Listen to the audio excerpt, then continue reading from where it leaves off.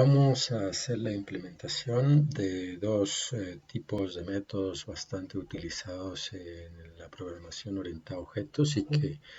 digamos, facilitan la implementación de lo que es el polimorfismo de pronto a través de cuando estemos trabajando la herencia y básicamente pues consiste en tener la posibilidad de darle directamente los valores a los atributos de los objetos y de pronto en el caso del get entonces sacarlos también para algún tipo de proceso de impresión o lo que tengamos entonces en mente. Los getters y setters en últimas como una herramienta adicional de la programación orientada a objetos. Miremos sobre entonces los ejemplos, el ejemplo básicamente que vamos a tener acá, entonces es un poquito la parte de los métodos utilizados para entrar y sacar datos entonces de la clase. Tenemos entonces una clase con tres atributos, tres variables de tipo flotante y tenemos entonces un método set que nos va a permitir entonces colocar en el primer caso entonces un valor que le llega aquí como parámetro al método setNota y en este caso entonces al segundo y de ahí entonces al tercer dato, la inicialización con esos datos. Digamos que un poquito la diferencia o la ventaja que vamos a tener entonces con el método set básicamente es que yo en cualquier instancia yo puedo hacer entonces directamente la inclusión o la inicialización básicamente de los datos directamente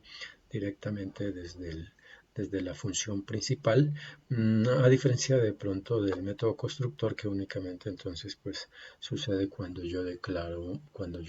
el objeto. Cuando no necesito más objetos, entonces yo puedo utilizar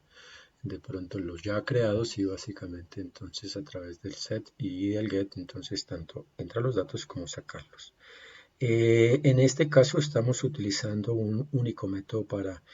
colocar los tres datos. Pudiésemos haber hecho un set para cada variable, en este caso un set para P1, un set para P2, un set para P3. Y en el caso del get, si ya obligatoriamente entonces como lo que hace es retornar el valor, entonces tenemos que hacerlo de manera individual, todo es que con el return únicamente puedo sacar un dato, entonces hay un get para cada uno de los atributos. En este caso estoy haciendo también entonces un proceso adicional. Si ustedes ven un poquito acá, notan, detallan, la idea es que esos métodos están programados en línea, pudiésemos haberlos hecho fuera de línea, más sin embargo pues estamos hablando de que pues ya colocamos el concepto de métodos en línea, entonces están trabajados en línea. El promedio pues simplemente lo que va a hacer entonces es tomar esas tres notas y sacarles entonces hallar el promedio. La declaración del objeto y a través entonces de ese objeto entonces yo directamente les decía que directamente a través de ese método set estoy enviándole entonces a P1 el 2.5, a P2 el 4.7 y a P3 el 3.1. Y acá a través del get, entonces pues estoy mostrando en este caso el 2.5, en este caso el 4.7 y en este caso el 3.1. Y como tal, entonces el promedio en ese caso se está imprimiendo para el primer objeto. En esta otra línea lo que hago entonces es declaro otro objeto y a través del set vuelvo a dar entonces tres valores diferentes para colocarlos en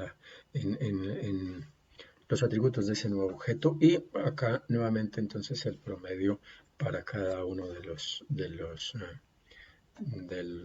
atributos. Vamos a mirar sobre el compilador, entonces cómo sería entonces las notas utilizando set y get. Es el esquema que les acabo de presentar y entonces mirando un poquito la mirando un poquito la ejecución del programa. Entonces, pues ustedes se dan cuenta que directamente con set estoy colocando los datos y directamente con get los estoy sacando de la parte privada de la clase. En este caso, entonces, estoy ejecutando los datos, estoy ejecutando el programa y en últimas, pues, como tal, les hacía ver que el primer objeto, entonces, tiene sus tres valores 2, 5, 4, 7, 3, 1, y si miramos, comprobamos el promedio de eso, debe ser la sumatoria, dividido 3, debe dar aproximado, entonces, para el primer objeto, o pudiésemos imaginarnos, entonces el primer estudiante, si son notas, entonces pues básicamente es 343. Y para el segundo, entonces estamos hablando que la sumatoria 3, 8, 3, 7 y 1, 9, entonces dividido 3 da aproximadamente 3, 1. Estamos utilizando los métodos